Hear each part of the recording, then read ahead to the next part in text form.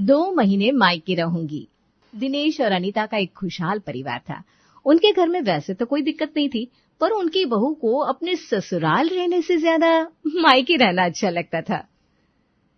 क्या बात है, आज इतनी चुप क्यों? सुबह तो ठीक लग रही थी। कुछ नहीं मतलब बहुत कुछ। बताओ तो सही, मेरी प्यारी पत्नी के दिल में क्या चल रहा है? बस माँ की बहुत याद आ रही है। अच्छा, पर अभी तो कुछ दिन पहले ही होकर आई थी ना वहां। हाँ, लेकिन माँ से दूर रहना बहुत मुश्किल लगता है।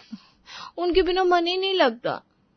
अरे, अब तुम शादी करके आई हो, ये तुम्हारा घर है, माँ पापा भी तो है यहाँ। हाँ, पर मायके की बात अलग होती है। वहाँ माँ पापा के साथ जो अपनापन महसूस होता है वो कहीं और नहीं मिलता।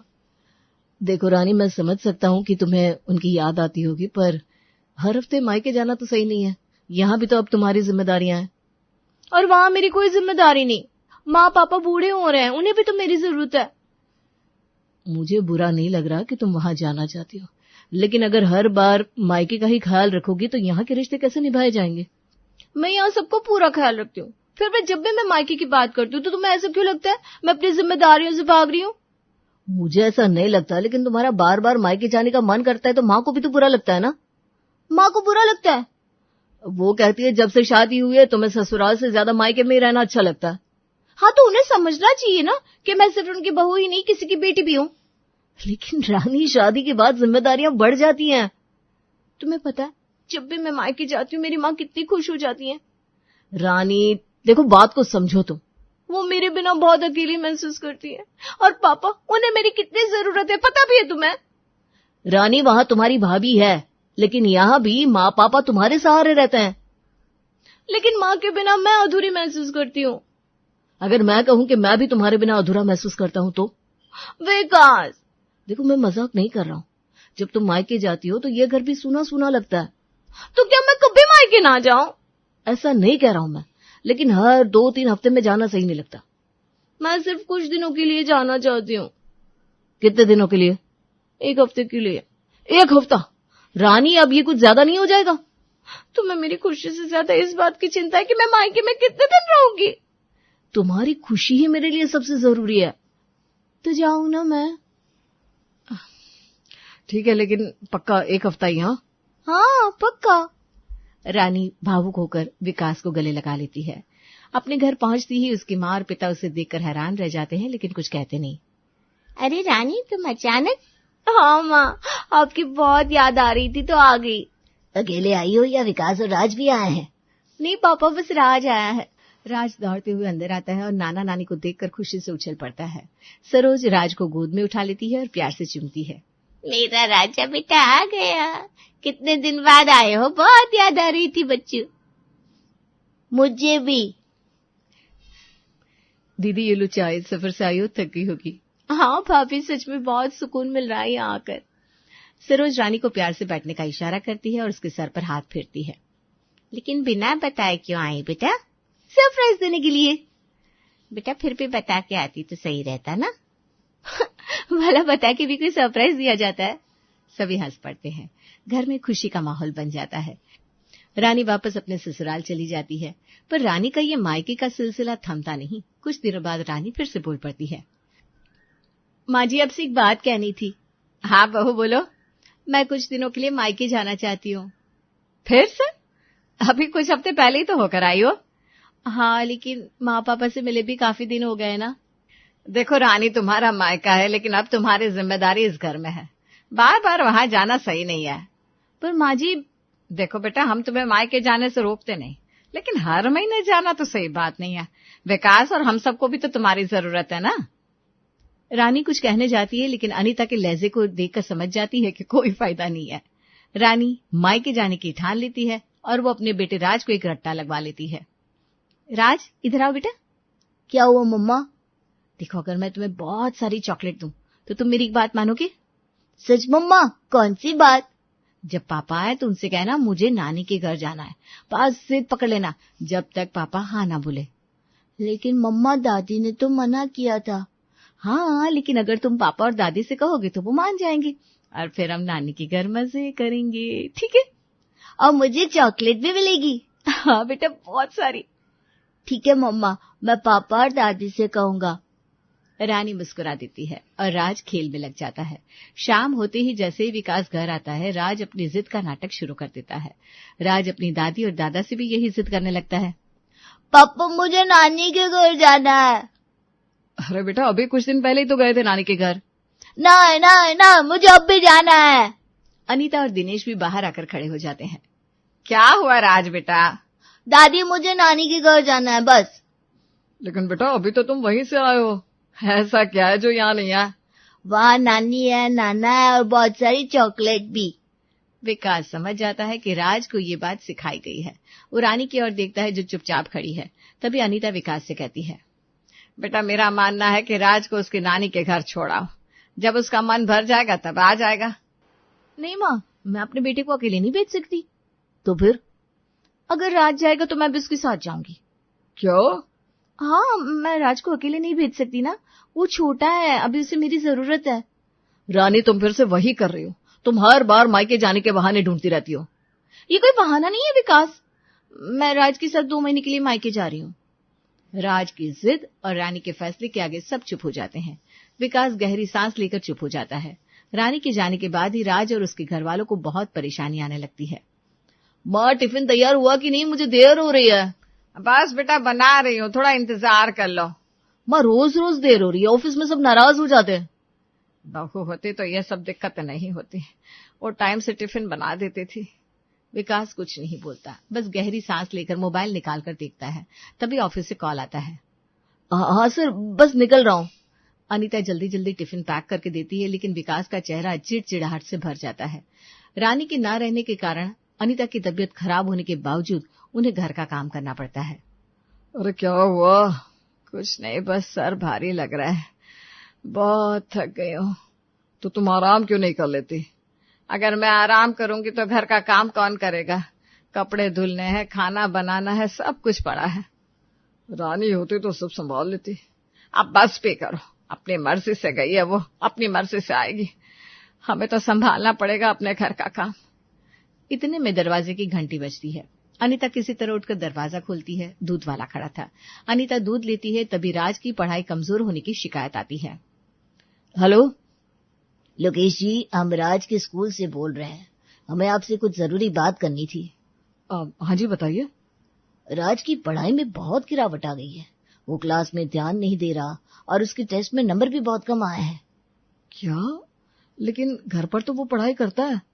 ऐसा लग तो नहीं रहा। क्या उसकी माँ उस पर ध्यान नहीं दे रही? माँ? वो तो इन दिनों मायके गई हुई है। देखिए, पेरेंट्स की गाइडेंस बहुत जरूरी होती है। राज अभी छोटा है, उसे लगातार ध्यान देने की जरूरत है। जी, मैं कोशिश करूंगा। फोन करते ही विकास सर पकड़कर बैठ जाता है। घर की सारी परेशानियां अब उसे साफ नजर आने लगती है। लेकिन विकास इस बार रानी को सबक सिखाने की सोचता है। कुछ दिनों बाद वो रानी के मायके पहुंच जाता है। भाभी, विकास घर आएंगे। अरे वाह, फिर तो उनके लिए कुछ अच्छा बना देती हूँ। हाँ भाभी, उनकी पसंद का खाना बनाओ ताकि खुश हो जाए। लगता है दीदी वो आपको लेने के लिए आ रहे हैं। हाँ, देखते हैं। विकास के आने की बात घर के सभी लोगों को पता चलती है कि विकास कुछ दिनों के लिए नहीं बल्कि रानी के साथ 2 महीनों के लिए रहने आए हैं, जिस वजह से घर में बहुत सारी परेशानियां खड़ी हो जाती हैं। रोहन, एक बात कहूं? हाँ, बोलो बोलो। विकास, जीजाजी जब से आए हैं मुझे अपने कपड़ों पर ध्यान देना पड़ रहा है। ऐसा क्या हुआ? पहले मैं आराम से जो चाहती थी पहनती थी, लेकिन अब तो मुझे हर बार सोचकर सलवार सूट पहनना पड़ता है। हाँ, वो तो मैंने भी नोटिस किया, लेकिन इसमें दिक्कत क्या है? दिक्कत यह है कि मैं हमेशा अपने हिसाब से रहती थी, अब अचानक मुझे खुद को बदलना पड़ रहा है। वो तो मैं समझ सकता हूँ, पर रोहन, मुझे हर वक्त ध्यान रखना पड़ता है, मैं कैसे बैठूं, क्या पहन रही हूँ, ये सब ना बहुत परेशान कर रहा है मुझे। अरे बस कुछ दिन की बात है, झेल लो। झेल ही तो रही हूँ, और क्या कर सकती हूँ। वो उदास होकर अलमारी से सूट निकालती है और जींस वापस रख देती है। दोपहर में रोहन ऑफिस की मीटिंग में शामिल होने की कोशिश करता है, लेकिन बाहर बच्चों के खेलने और घर की चहल पहल से बार बार परेशानी होती रहती है। रोहन, तुम्हारी आवाज क्लियर नहीं आ रही है, क्या आसपास बहुत शोर है? अब सॉरी सर, मैं माइक म्यूट कर रहा हूँ। वो जल्दी से माइक म्यूट करता है और बाहर जाकर देखता है राज, रानी और बाकी घर वाले हंसते बोलते दिखाई देते हैं। अरे यार, थोड़ा धीरे बोल सकते हो क्या? मीटिंग में हूं मैं। ओहो, तो इतना गुस्सा क्यों कर रहे हो? गुस्सा नहीं कर रहा हूँ, लेकिन जब से जीजा जी आए हैं घर में कोई शांति नहीं बची। घर तो घर ही रहेगा ना, ऑफिस थोड़ी बन जाएगा। रोहन निराश होकर वापस अपने कमरे में चला जाता है। गहरी सांस लेकर माइक ऑन करता है। मीटिंग चलती रहती है, लेकिन रोहन का ध्यान भंग होता रहता है। शाम का समय होता है। सरोज सोफे पर बैठी चुपचाप सोच रही थी, तभी उसकी सहेली सविता का फोन आता है। अरे सरोज, कल की किटी पार्टी के लिए तैयार हो ना? नहीं यार, अब मैं नहीं आ पाऊंगी। क्यों, तबीयत ठीक नहीं है क्या? तबीयत ठीक है, पर दामाद जी आए हुए हैं। अब उनके सामने बार बार किटी पार्टी के लिए जाना अच्छा नहीं लगेगा। अरे छोड़ो ना, दामाद थोड़ी रुकेंगे। बात रुकने की नहीं है, लेकिन घर में हर समय उन्हें देखना पड़ता है, उनका ध्यान रखना पड़ता है। चलो फिर अगली बार सही। सरोज फोन रखकर सोच में पड़ जाती है और किटी पार्टी का प्लान मन ही मन छोड़ देती है। सुबह का समय, राहुल अपनी कुर्सी पर बैठकर चाय पी रहा था। रोज की तरह वो अखबार उठाने के लिए हाथ बढ़ाता है, लेकिन अखबार वहां नहीं था। अरे मेरा अखबार कहाँ है? पापा, अखबार तो विकास पढ़ रहे हैं। क्या? पर हमेशा मैं सबसे पहले पढ़ता हूँ। अब दामाद है तो उनको थोड़ा सम्मान तो देना चाहिए ना पापा। सम्मान अपनी जगह, लेकिन ये अखबार की आदत सालों पुरानी है। थोड़ी देर बाद विकास अखबार पढ़कर राहुल को देता है। लीजिए पापा, अब आप पढ़ सकते हैं। अब क्या फायदा? जो ताजी खबर होती है वो सबसे पहले पढ़ने का मजा ही अलग होता है। राहुल अखबार खोलता है, लेकिन उसका मूड पहले जैसा नहीं रहता। विकास के आने से घर में रोजमर्रा की जिंदगी बदल जाती है, लेकिन सब मिलके इसके लिए प्लान बनाते हैं। रानी, आज नाश्ते में क्या बना रही हो? माँ, पराठे बना रही हूँ। अच्छा, तो फिर दोपहर का खाना भी तू ही बना लेना, मैं जरा मंदिर जा रही हूँ। पर माँ, रोज तो भाभी बनाती है ना। अरे नहीं नहीं रानी, तेरे हाथ का खाना ना सबको बहुत पसंद आ गया, आज से तू ही बनाएगी। रानी न चाहते हुए भी दोपहर का खाना बनाती है। शाम होती है। रोहन जैसे ही घर आता है तुरंत अपनी माँ से कहता है, माँ, आज पराठे और दोपहर का खाना किसने बनाया था? मेरे ऑफिस वालों ने बहुत तारीफ की और मुझे भी बहुत अच्छा लगा। अरे तेरी बहन रानी ने, और किसने? माँ, फिर तो रात का खाना भी आज रानी ही बनाएगी। रानी के हाथ का खाना मजेदार होता है। हाँ, वैसे भी बहू का खाना खा खा के परेशान हो गए, कुछ स्वाद ही नहीं लगता। अच्छा तो ठीक है, आज पूरा खाना मैं ही बनाऊंगी। रानी खुशी खुशी काम में जुट जाती है, जबकि बाकी घर वाले मुस्कुराते हैं। अगले दिन सुबह रेशमा कपड़े धो रही थी, तभी सरोज तेज आवाज में उसे डांटने लगती है। ये सुनकर रानी और विकास भी वहां आ जाते हैं। अरे बहू, ये क्या हाल बना दिया है, कपड़ों का धुलाई तक ढंग से नहीं आती। क्या हुआ माँ? माँ, भाभी से क्या गलती होगी? अरे रेशमा को कपड़े धोना ही नहीं आता। मेरी बेटी कितने साफ सुथरे कपड़े धोती थी, एकदम चमकते थे। हाँ माँ, वो तो है, मुझे कपड़े धोना अच्छे से आता है। तो फिर तू ही अपनी भाभी को कुछ सिखा। आज से तू ही घर के कपड़े धोया कर और इसको अच्छे से सिखा।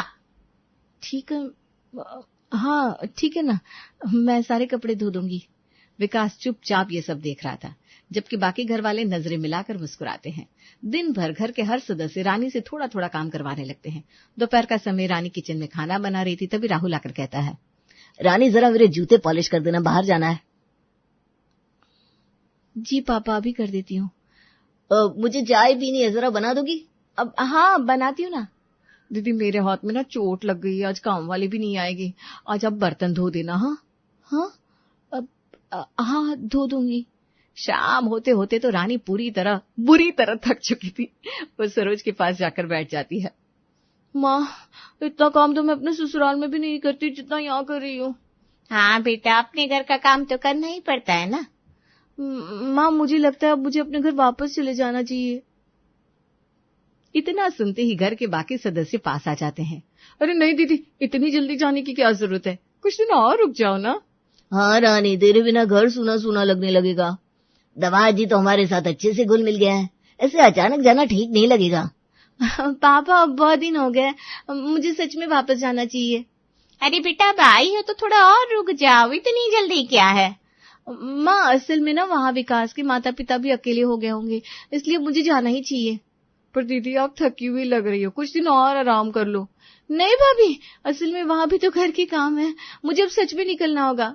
विकास सब समझ चुका था और सभी घर वाले एक दूसरे की ओर देखकर मुस्कुराते हैं, क्योंकि उनका प्लान कामयाब हो चुका था। रानी अपने कमरे में सामान पैक करने चली जाती है। विकास मुस्कुराते हुए सरोज और राहुल के पास आता है। माँ पापा, मैं आपको दिल से धन्यवाद कहना चाहता हूँ। अरे नहीं नहीं दामाद जी, जिस समस्या को मैं इतने दिनों से सुलझाने की कोशिश कर रहा था, आपने उसे पल भर में हल कर दिया। बेटा, इस तरह से धन्यवाद न करो, ये तो हमारा फर्ज था। हाँ बेटा, कभी कभी गलती का एहसास करवाना जरूरी होता है। सही कहा माँ।